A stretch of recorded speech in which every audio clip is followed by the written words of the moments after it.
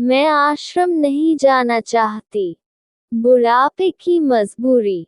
मेरे पति के देहांत के बाद मैं अपने एकलौते बेटे के यहाँ रहती थी।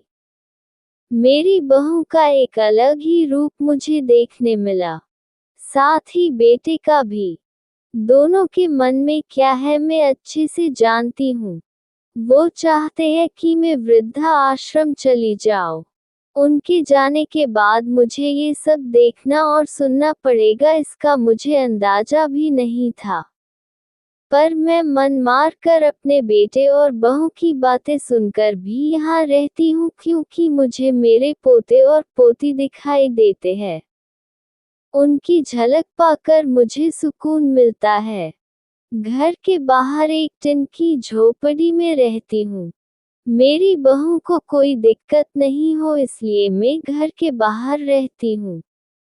बेटे ने थोड़ी मेहरबानी की है तो ऊपर टिन की चादर लगवा दी है। समय समय पर थोड़ा राशन दे देता है तो मैं अपना बनाकर खा लेती हूँ। मैंने अपने बेटे को कह दिया है कि मेरी वजह से उन दोनों को कोई प्रॉब्लम नहीं होगी, बस मुझे यही रहने दे। इसी घर में मुझे मर जाने दे। मैं बस यही चाहती हूँ। मैं अपने आप को खुशकिस्मत समझती हूँ कि मेरे बेटे और बहू कम से कम मेरे लिए इतना तो कर रहे हैं। मेरा बेटा सुबह 9 बजे नौकरी जाता है और बच्चे भी उसी समय स्कूल जाते हैं। फिर शाम को 6 बजे मेरा बेटा वापस आता है। बच्चे 3 बजे आते हैं।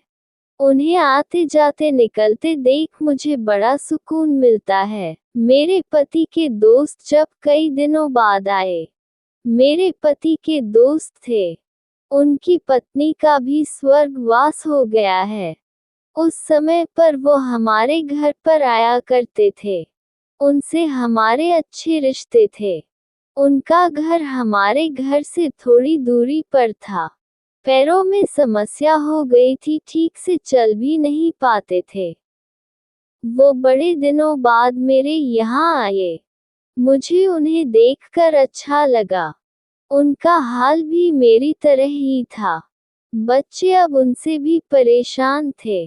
आकर मेरे पास अपना दुखड़ा रोते थे और उन दिनों को याद करते थे। बुढ़ापा हम जैसों को बहुत रुलाता है।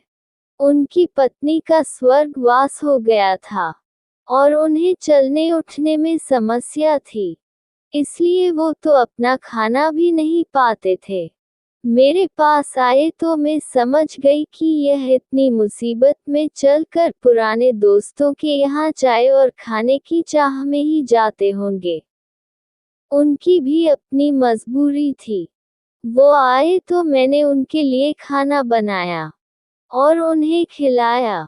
मना कर रहे थे नहीं खाना, लेकिन मुझे पता था कि उनको भूख लगी है। बहू ने खाना नहीं दिया। मेरी बहू ने मुझे और उन्हें खाना खाते देख लिया। वो कुछ भी ना बोली। ऐसे ही वो यहाँ 2-3 बार आए। जब भी वो आते मैं उन्हें खाना खिलाती। फिर उनके जाने के बाद जब मेरा बेटा आया तो बहू कहती है कि तुम्हारी माँ कितनी बेशर्म है। पता नहीं किस किस को आजकल बुलाकर खाना खिला रही है। बड़ी मुश्किल से कमाया जाता है और ये लुटाने में लगी।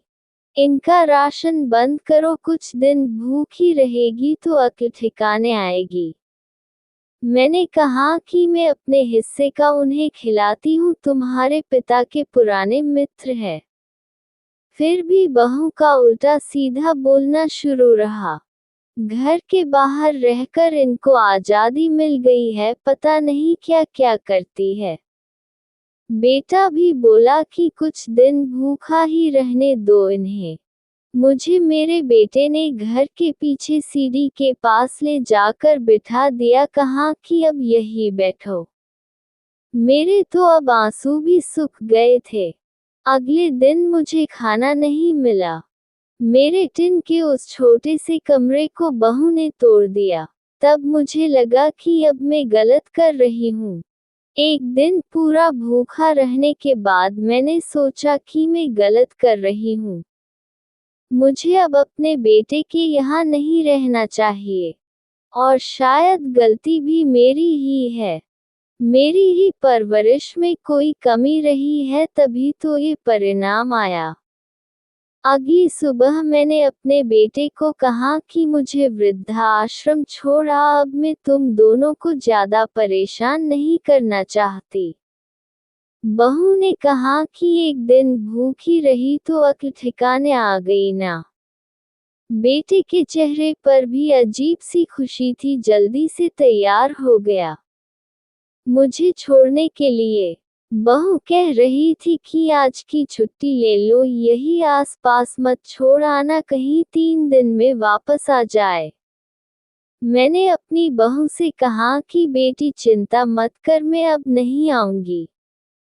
मैंने अपने पोता पोती को गले लगाया। मुझे पता था कि अब मिलना नहीं हो पाएगा। बेटे को भी चाहती थी कि एक बार जी भर के गले लगा लूं। लेकिन वो बोला चलो जल्दी करो। मैंने बहू को कहा कि बेटी अपना ध्यान रखना। मेरा बेटा मुझे छोड़ आया। वहां आकर मैंने देखा कि मेरी तरह कई है। थोड़े दिन उदास रहते हैं, फिर सच को स्वीकार कर लेते हैं। मैं अब यहाँ खुश हूँ। कुछ काम भी करती हूँ। मैं चाहती हूँ कि ऐसा कहूँ कि ऐसा किसी के साथ ना हो, लेकिन ऐसा कब किसके साथ हो जाए कोई बता नहीं सकता। लेकिन माँ बाप को ऐसे समय के लिए भी तैयार रहना चाहिए। बस बच्चों को पाल कर बड़ा कर दो। उनसे कुछ उम्मीद मत रखो।